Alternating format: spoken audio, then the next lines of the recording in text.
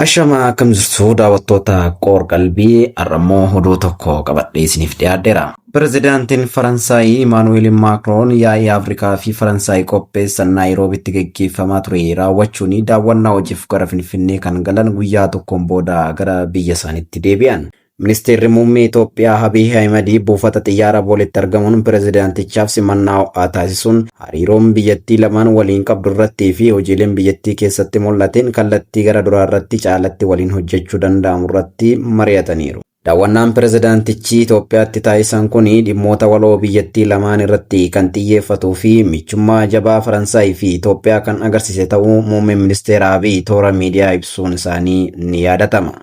Gama biraatiin hariiroon Itoophiyaa fi Faransi cimee akka itti fufu tajaajilli kominikeeshinii mootummaa ibse. Tajaajilli kominikeeshinii mootummaa ibsa baasanii hariiroon biyyoota lamaanii waggoota 125 ol lakkoofsisuu yaadachiisuun bu'uura seenaa cimaa irratti ijaaramuun guddachaa akka dhufe ibseera.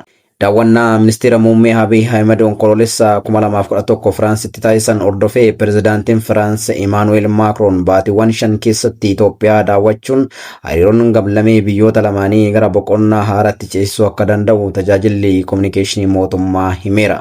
Hirmaannaan dhaabbileen Firaans Itoophiyaatti taasisan guddachaa akka jiru heeruun hariiroonni dinagdee waliigala biyyoota lamaanii $2 biliyoona 2.1 irra ga'uu fi dhaabbileen biyyattii dameewwan anniisaa haaromfamaa fi aviyeeshinii irratti fedhii guddaa qabaachuus ibsameera. Ejensiin misooma Firaansi Finfinnee fi Dirdawaatti piroojektota misooma waaraa hojiirra oolchaa jiraachuu himuun dhaabbileen biyyattii 60 ol damee investimentiin Itoophiyaa keessatti hirmaachaa jirus jedhe. Hariiroon barnoota fi aadaanis hariiroo uummata biyyoota lamaanii guddachaa jiraachuu ibseera.